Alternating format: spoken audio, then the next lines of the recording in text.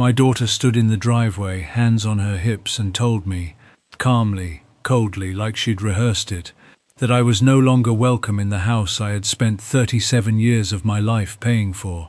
Behind her, her husband stood with his arms crossed, nodding along like he was signing off on a business decision instead of throwing his own father-in-law out on the street. I didn't argue. I didn't raise my voice. I looked at the two of them for a long moment, looked over at my truck, and reached into my pocket to make one quiet phone call. 10 days later, they were the ones calling everyone they knew, driving past a motel off the interstate, leaving voicemails at 2 in the morning that started with, "Dad, please," and ended in sounds I hadn't heard from my daughter since she was 9 years old and scared of thunderstorms. They wanted to find me. What they found instead were consequences. I'd been up in Gatlinburg for a long weekend when it started. 3 days in the Smokies, just me, the mountain air, and a cooler of groceries I didn't have to share with anyone. I made that trip twice a year, always in spring, always alone. My late wife Eleanor used to tease me that the only thing I loved more than those mountains was complaining about my knees on the drive home. She wasn't wrong. Eleanor had been gone 4 years by then, and those mountains were one of the last places left where I still felt entirely like myself.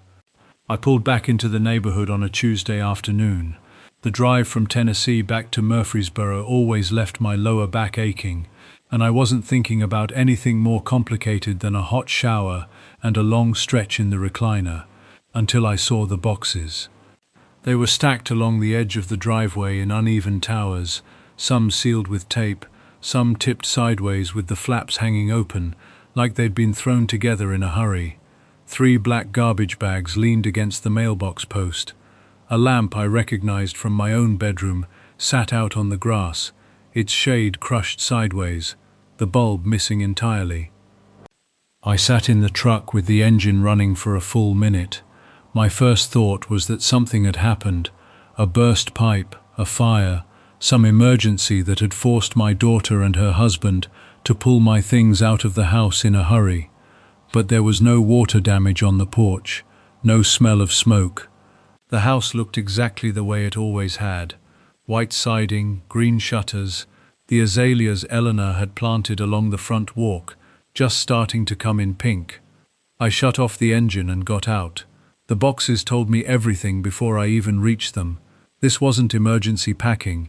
Books had been dumped in loose, spines bent, pages crumpled. Framed photographs were stacked face down with no padding between the glass.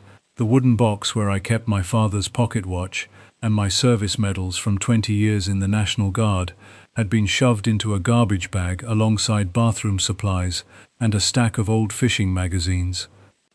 Whoever packed this hadn't cared whether any of it survived. I crouched down and opened the wooden box. The watch was still there, crystal intact. I let myself feel relief for about 4 seconds before the anger took its place. This wasn't an accident. This was a message. I walked up to the front door and put my key in the lock. It slid in smooth, turned a 1/4 inch, and stopped. I pulled it out, tried again. Nothing. The deadbolt had been changed while I was gone. I stood on my own front porch, a door I had painted with my own hands, twice, completely unable to get inside. My daughter's number rang 4 times and went to voicemail. My son-in-law's did the same. I tried both again, same result. I walked across the yard to the Hendersons' place next door. Patty Henderson had lived there 11 years. She and Eleanor used to trade tomato seedlings every spring. When I knocked, I could hear her television, hear her footsteps coming toward the door, and then the footsteps stopped and retreated back into the house. I stood there long enough to feel foolish, then walked back across the yard. Whatever had happened, the neighbors already knew. They just weren't going to be the ones to tell me. I pulled my aluminum lawn chair out of the truck bed. I kept it there for tailgates and fishing trips, set it up on the grass beside my own boxes, and sat down.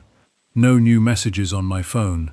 The May sun was warm on my shoulders, birds carrying on in the oak tree at the corner of the yard, as if nothing at all unusual was happening. I had nowhere pressing to be. I'd learned patience in harder places than this. The Lexus pulled into the driveway around 4. My daughter Renata got out of the passenger side. My son-in-law Derek got out from behind the wheel. Renata was 41 and carried herself with the particular confidence of someone who had never once seriously entertained the idea that she might be wrong about something important. Derek was 44, an operations manager at a logistics company, the kind of man who treated every conversation like a project to be optimized. They walked toward me together, and neither one looked surprised to find me sitting in a lawn chair next to my own belongings. That told me everything I needed to know. They weren't caught off guard. They'd been expecting this. "Dad," Renata said. No hug, no question about the drive. "What happened to my locks?" I asked. "And my things?" She glanced at Derek. He straightened slightly and cleared his throat. "We've been talking about this for a while," he said. "The situation here isn't sustainable." I looked at him. Sustainable was a word he used constantly, for grocery budgets, for vacation planning, for everything. "What situation?" I said. Renata stepped forward. "Dad, you've been living here since Mum died. That's 4 years. Derek and I need space. We need to be able to use the house the way we want to use it. You're here every time we come over. You're in the way of everything we're trying to do with the property. We're not a retirement home." I waited a moment before answering. "You're not a retirement home," I repeated. "You know what I mean." "I'm your father," I said. "I've lived in this house 18 years. I paid the mortgage before you were old enough to know what a mortgage was." Derek spoke again. "That's exactly it. The mortgage is paid off now. The house is free and clear, and we need to move forward with our plans." Their plans. I looked at the house, then back at them. Plans? "We're going to renovate," Renata said. "Turn the downstairs into a rental unit. We've already talked to contractors. We can't do that with you living here. So you packed my things while I was in the mountains. We didn't want a big scene." "A scene," I said quietly. "You changed my locks and threw my belongings on the lawn, and you didn't want a big scene." The irony didn't seem to register on her face at all. "You can stay with Uncle Jerry," she said. "He's got a spare room, or there are assisted living places that aren't too far. You're 63, Dad. You're not getting younger. This makes sense." Derek was already heading for the front door, key in hand, done with the conversation, moving on to the next item on his mental checklist. Renata gave me one last look that I think was meant to pass for sympathy, then followed him inside. The door shut behind them. I sat in that lawn chair for another hour while the light changed and the birds went quiet and the neighborhood settled into its evening rhythm. I thought about Eleanor. I thought about the day we signed the papers on that house. Her hand on my arm in the title company parking lot, laughing at something I'd said that I couldn't even remember now. I thought about the first time I held Renata, the terrifying weight of her, the way her whole hand wrapped around one of my fingers. Then I stopped thinking about the past and started thinking about the present. They had assumed I'd be helpless. They'd looked at 63 and recently retired and read it as dependent, manageable, easy to redirect. They'd looked at me sitting in a lawn chair with my life stacked in boxes around me and seen a problem that had already been solved. They'd forgotten one thing. They'd forgotten that I was the one who taught Renata everything she knew about solving problems. The budget motel off the interstate was clean enough, and 20 minutes from downtown. The desk clerk gave me a ground floor room without asking any questions, which I appreciated. I carried in what I needed: a few days of clothes, my shaving kit, and the wooden box with my father's watch and my service medals. Everything else could wait in the truck. I set the box on the nightstand next to the lamp. My father had carried that watch through Korea. He'd handed it to me on my 18th birthday with a handshake that lasted longer than any hug he ever gave me. It was the kind of object that told you exactly where you came from, and therefore exactly who you were. I sat on the edge of the bed, opened my phone, and found the number I needed. Bill Compton was a real estate attorney I'd met 11 years earlier, when Eleanor and I updated our estate documents. Thorough, direct, and he didn't charge for a first consultation. I left him a detailed voicemail, followed by a text. Then I lay back and let my mind do what it always did under pressure. Work. I thought about the deed, about every document I'd signed buying that house in 2007, about the refinance in 2015 when Eleanor was sick and we'd had to restructure the payments, about every check I'd written, every escrow notice, every property tax receipt filed away in the accordion folder I kept in the closet that was now locked inside a house I couldn't enter. But I kept copies. 37 years as an electrician on commercial construction sites had made me meticulous about paperwork. I had a fireproof lockbox in the back of my truck that went everywhere with me, a habit built from decades of job site documentation. Inside it was a copy of everything that mattered. Bill called back at 7:45 the next morning. He asked me to walk him through it without editorializing. I did. He asked me to read him several specific sections from the documents I had on hand. I did that too. There was a long pause and then, "Robert, I need you to come to my office today." I was there by 9:30. Bill was a compact man with wire-rimmed glasses who listened the way good lawyers listen, completely, without expression, saving every reaction until he had the full picture. He spent 20 minutes with my paperwork spread across his desk, occasionally taking notes, occasionally asking me to confirm a date or a number. Finally, he looked up. "Your daughter and son-in-law have no legal ownership interest in this property. None." I'd suspected as much. Hearing it stated flatly by a licensed attorney was still a different thing entirely. "Walk me through it," I said.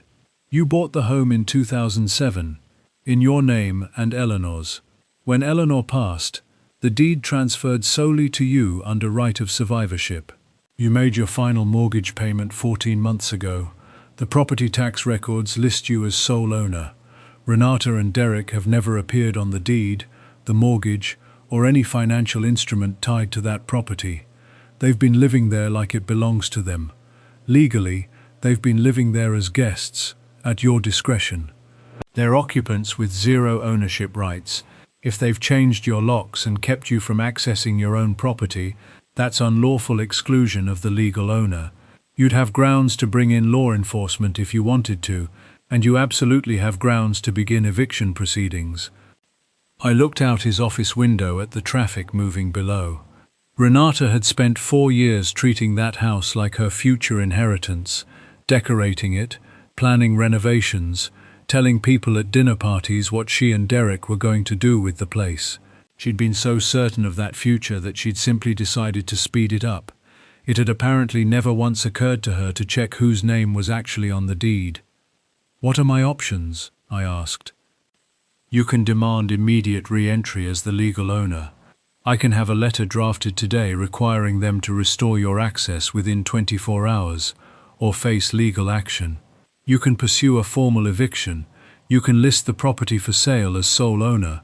You need no one's permission but your own, or some combination of all three." I thought about the rental conversion plan Derek had mentioned, the contractors they'd already called, the easy certainty with which they'd thrown my life onto the front lawn while I was standing in the Smokies, watching fog roll through a valley. "I'd like to list it," I said, "as soon as possible." Bill nodded, unsurprised. "I'll prepare the ownership documentation package. You'll want a realtor you trust, and Robert, as the legal owner, you can arrange re-entry to the property whenever you need. I'd recommend bringing a locksmith along, documented, so the process is clean." I already knew who I was calling. Karen Yost had sold 3 houses in my neighborhood over the past 2 years. Her signs were up and down the streets around my place, like a second career's worth of proof. I had her number from a flyer she'd left in my mailbox the previous fall. She picked up on the second ring and agreed to meet that afternoon. We sat down at a coffee shop a mile from the house. I laid out the situation plainly and showed her the ownership documents Bill had prepared. Karen had the calm focus good agents have, unbothered by complications, mostly interested in whether a deal could get made. She reviewed the paperwork with practiced attention. "You're the sole owner," she confirmed. "Sole owner," I said. "And the current occupants, my daughter and her husband, have no legal standing to block a sale?" "None whatsoever." She set the papers down and gave me the kind of measured look that was already running numbers and timelines. "This is a 4-bedroom colonial in a neighborhood with very low inventory right now. Priced correctly, I'd expect offers within the first week, maybe the first showing." "Good. I'd like to list it Monday.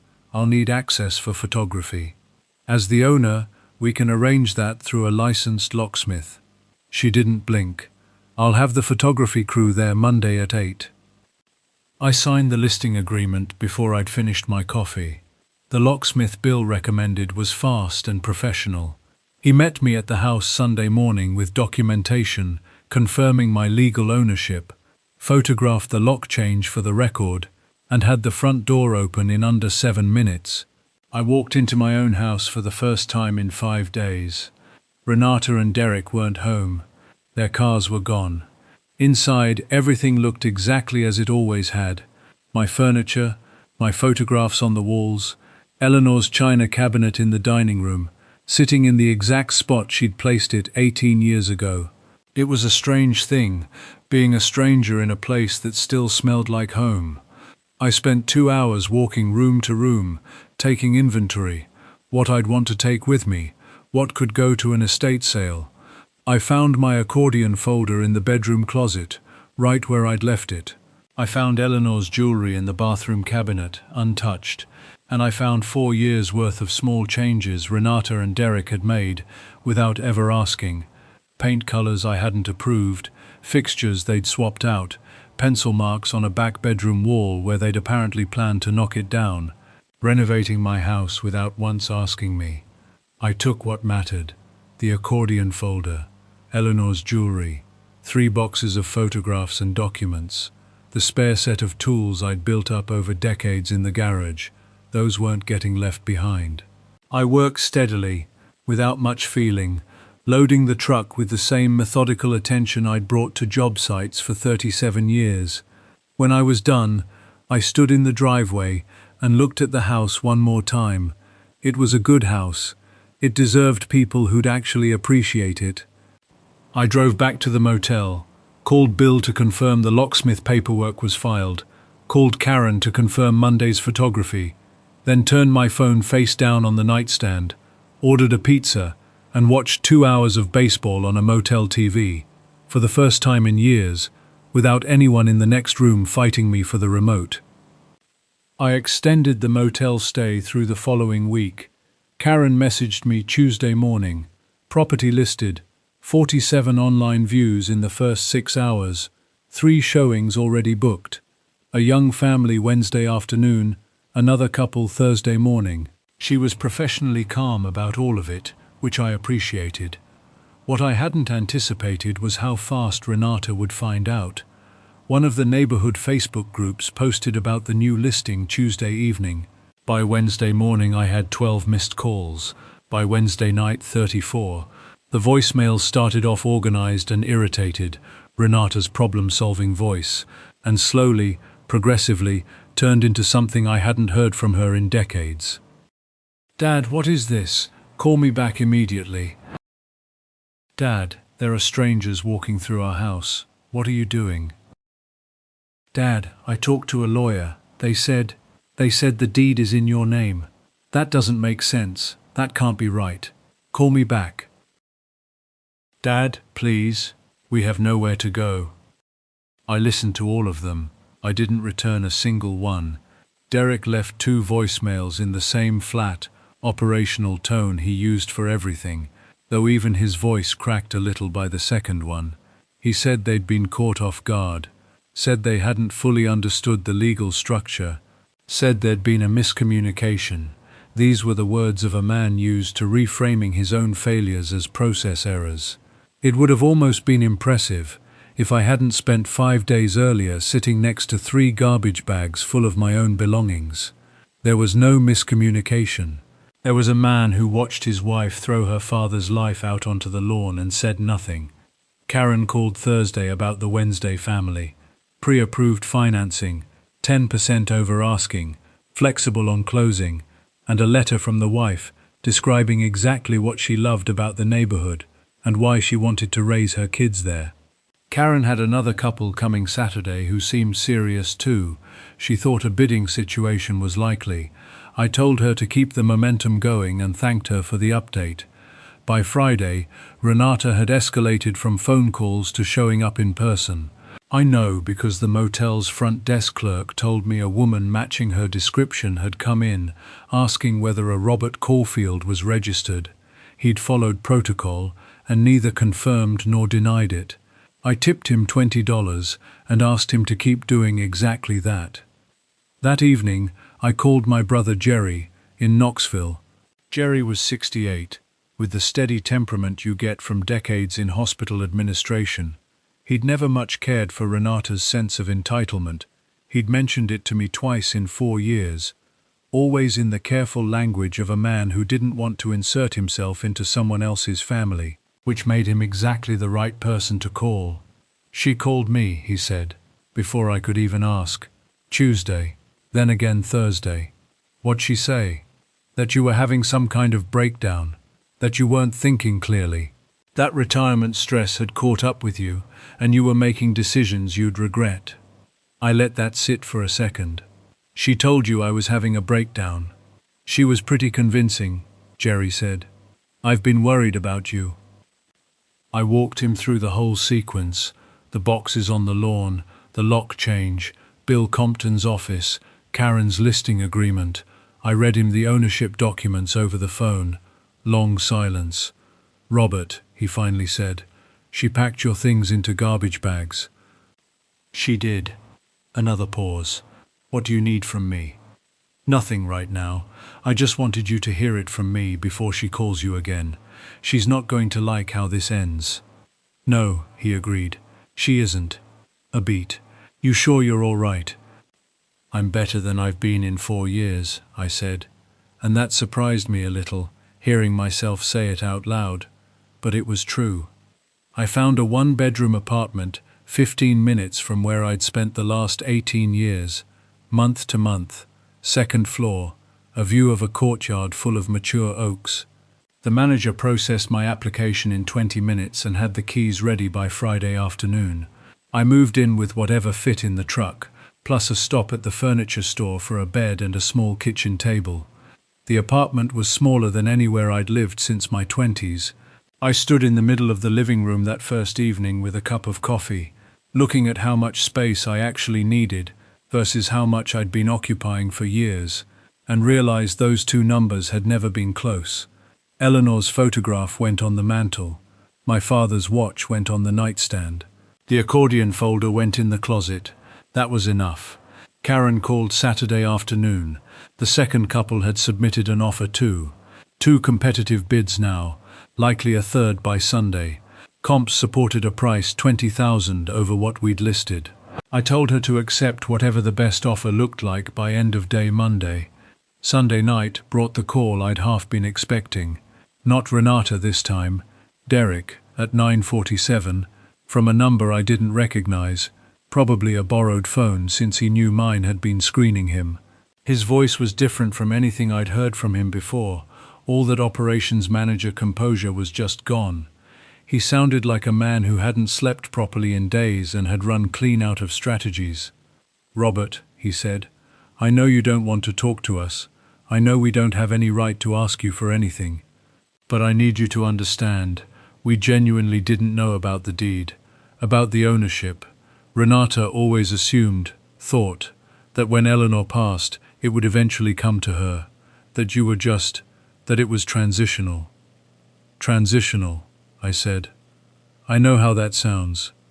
Renata grew up in that house. She thought of it as a transitional arrangement.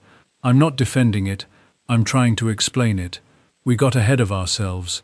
We started making plans and stopped thinking about what was actually yours. That was wrong. I know that. I waited to see if there was more. Is there anything? he said quietly. Anything at all that would change the situation. The situation, I said, is a legal real estate transaction proceeding exactly the way it's supposed to. There's nothing to change. I'm selling my house. That's my right as the owner. But where are we supposed to go? I thought about that question. I thought about standing in the driveway that May afternoon, staring at a mountain of boxes that used to be my life.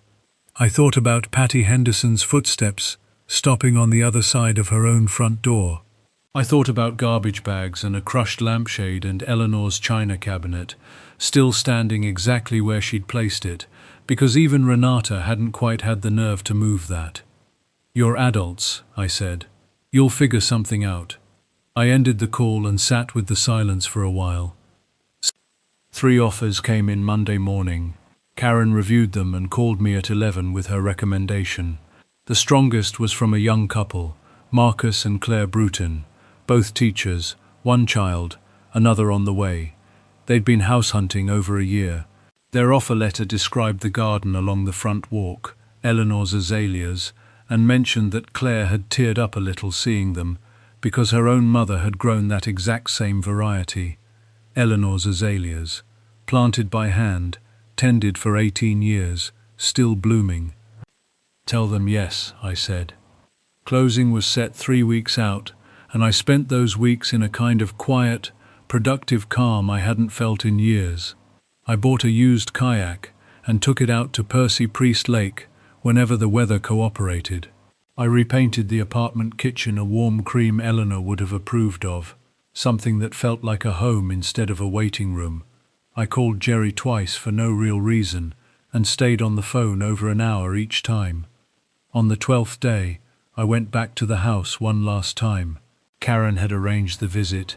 I walked through every room the way a person says a proper goodbye, not the hurried way someone takes inventory under pressure.